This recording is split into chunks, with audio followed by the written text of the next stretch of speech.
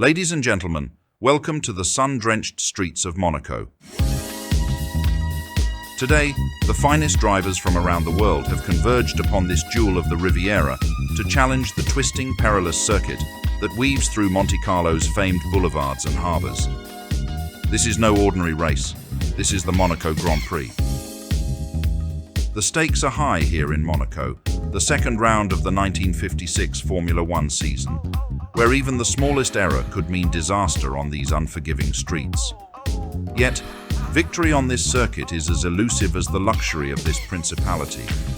With hairpin bends, dizzying descents, and barely enough room to breathe, only the boldest and most skillful will tame this beast of a track.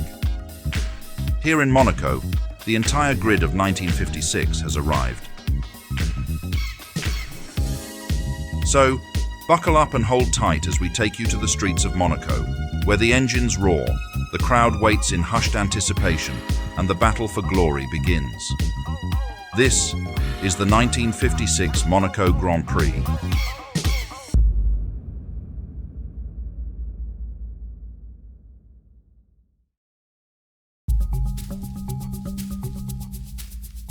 Scuderia Ferrari arrives with an impressive lineup. 4 drivers, all armed with the brand new Ferrari D50, a machine finely tuned for power and precision. Leading the charge is the reigning world champion, Juan Manuel Fangio, flanked by the fiery Eugenio Castellotti, the young and tenacious Peter Collins, and the steadfast Luigi Musso. For the prestigious Monaco Grand Prix, Maserati has taken a more focused approach, opting this time to rely solely on their main lineup. Leading the charge is Sterling Moss, joined by Jean Bera and the talented Cesare Perdisa, each entrusted with the trusted Maserati 250F. This machine, unchanged from its previous form, is a known quantity on the grid, fast, reliable, and ready to be unleashed on Monte Carlo's twisting streets. Yet, Maserati didn't come to Monaco without a few surprises. In addition to their regular lineup of carburetor-equipped cars, they've brought along an experimental model featuring a direct injection engine, hinting at a new chapter in the team's pursuit of performance. After sitting out the season's opener, Gordini arrives at Monaco with renewed ambition, and with their latest brainchild in tow, the Gordini T32. This machine, unlike anything else on the grid, combines an inline 8-cylinder engine with a strikingly unconventional exhaust system placed just behind the front wheels, making it a true standout in the paddock.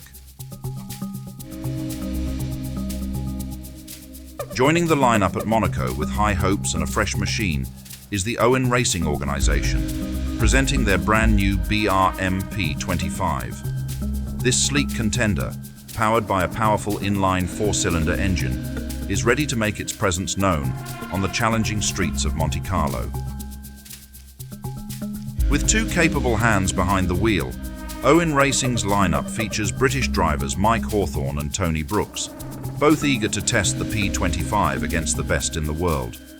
Hawthorn, known for his aggressive driving style, and Brooks, the young rising star, are a formidable pairing for BRM's latest creation.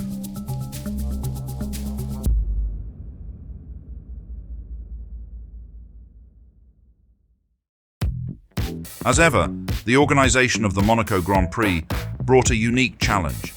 With its famously narrow streets and treacherous hairpin turns, the Principality raised the stakes yet again, implementing heightened security measures to protect drivers and fans alike. Only 16 cars would make the cut, a field trimmed not only by skill but by speed, as any car unable to reach a minimum pace would be eliminated from contention. Monaco's organizers had another surprise in store. To attract spectators from the very start of the weekend, a special £100 prize was introduced for the fastest driver on the opening day of practice, a sum large enough to add extra spark to the proceedings. The result? An electric start to qualifying, as drivers charged onto the track, each determined to leave their mark on Monte Carlo's winding roads. The fight was fierce, but in the end, no one could dethrone the reigning world champion, Juan Manuel Fangio. In his Ferrari, Fangio took both the prize and the coveted pole position, setting a blistering pace that would be tough to match come race day. Fangio's closest challenger, Britain's Sterling Moss in the Maserati, was right on his heels. Moss, ever the tactician, tested both the carbureted and experimental versions of Maserati's machine, ultimately choosing the more familiar model. Eugenio Castellotti for Ferrari and John Behra for Maserati secured third and fourth positions. But it was the new Van Walls that delivered the day's true surprise. American Harry Schell and Frenchman Maurice Trintignant took fifth and sixth on the grid, proving that British engineering was no longer just a sideshow to the Italian machines. Their pace left seasoned drivers like Pedisa, Musso and Collins trailing, a significant upset for the Italian camps. Meanwhile, Owen Racing faced bitter disappointment. Hopes were high for the BRM P25's debut, but as soon as practice began, it became clear that Monaco's tight corners were a nightmare for their engines, which struggled with traction at low revs. After 3 grueling days of troubleshooting, the problem remained unsolved, forcing the team to withdraw from the race, leaving both Mike Hawthorne and Tony Brooks on the sidelines, frustrated and out of contention.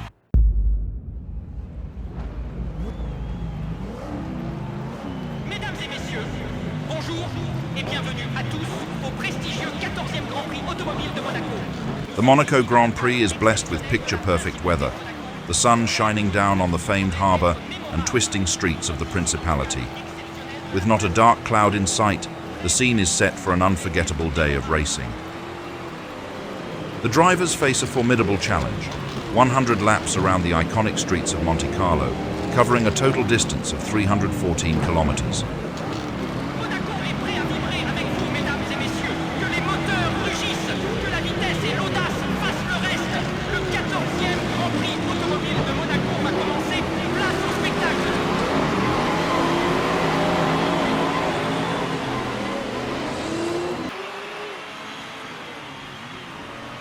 Moss takes off like a rocket, the Englishman darting into the first turn, with 2 Ferraris of Fangio and Castellotti hot on his heels.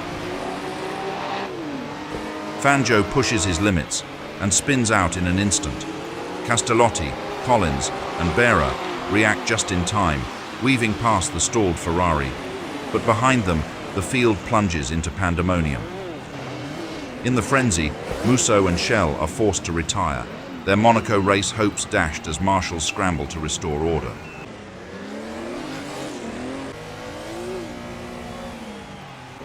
Behra mounts an attack on Castellotti, pushing his Maserati to the limit, and with a daring move he slips past, snatching third place.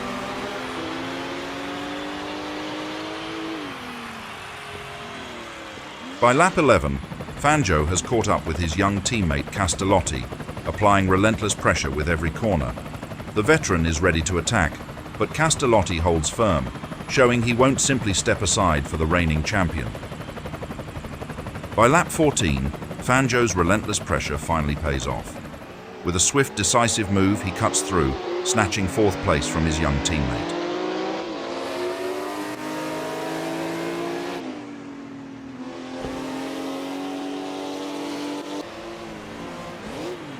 But just a lap later, disaster strikes for Castellotti. His clutch gives out, forcing the Italian to pull over and retire, his race cut short.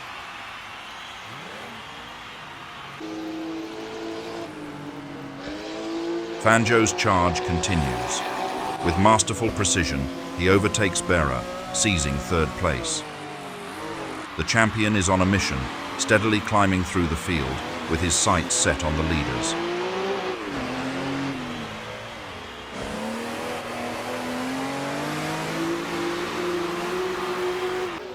By lap 28, Fangio has caught up with Collins, and with no time to lose, the Argentine makes his move, sweeping into second place.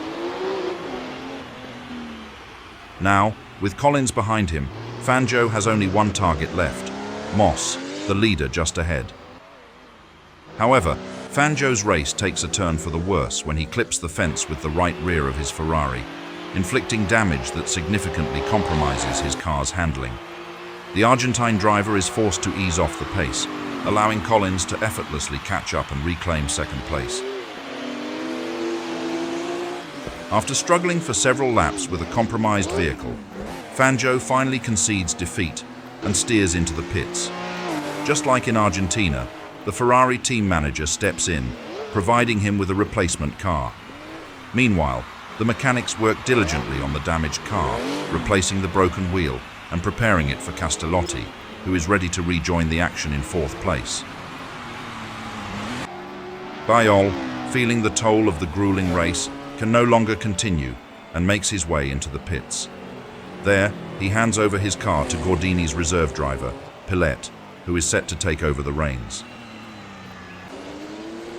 Collins gets word from the team to head into the pits, presenting a golden opportunity for Fangio to rejoin the race and grab some crucial points. Despite having driven a flawless race and comfortably holding second place, the Englishman obeys the team order, relinquishing his Ferrari to the reigning world champion. As Fangio settles into Collins's car, he quickly accelerates back onto the track. However, Berra seizes the moment and swoops past, now claiming second place. Fangio, eager to reclaim his position, closes the gap on Berra, ready to engage in a fierce battle for second place. After a brief but intense struggle, Fangio makes his move, expertly outmaneuvering the Frenchman.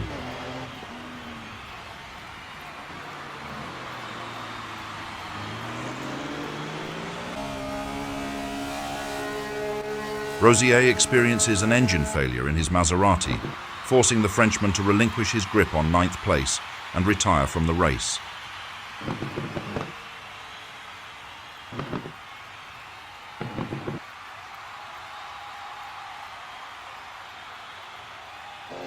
Fangio surges ahead, establishing himself as the fastest driver on the circuit, clocking an impressive lap time of 1:44.4, the quickest of the race. Even with Fangio closing in, Moss skillfully maneuvers his car to cross the finish line first, claiming his second Formula One victory at the Monaco Grand Prix.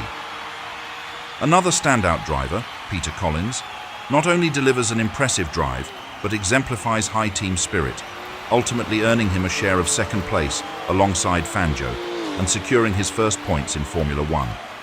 Collins's teamwork and resilience have certainly paid off, and his efforts will be remembered as a pivotal moment in his rookie season.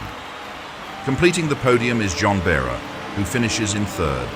His commendable effort keeps him at the top of the championship standings, solidifying his place as a formidable contender this season. Fourth place goes to Castellotti, who, despite facing challenges with his car, manages to bring it across the finish line. However, he earns only half points for his efforts, sharing this milestone with his Ferrari teammate Fangio. Finally, we have Da Silva Ramos, who claims fifth place, marking a significant achievement for Gordini as he brings home their first points in 2 years. After the thrilling 1956 Monaco Grand Prix, the championship standings see Jean Berra leading with 10 points, closely followed by Juan Manuel Fangio with 9 points, and Sterling Moss trailing just behind with 8 points. A high-octane shout-out to our dedicated subscribers. Your unwavering support fuels our passion for this incredible sport. You are the heart of this community, and we couldn't do it without you. And now get ready for the next round as we head to the historic Circuit de Spa-Francorchamps for the 1956 Belgian Grand Prix. Known for its breathtaking scenery and challenging twists, this race promises to deliver high-speed drama and fierce rivalries.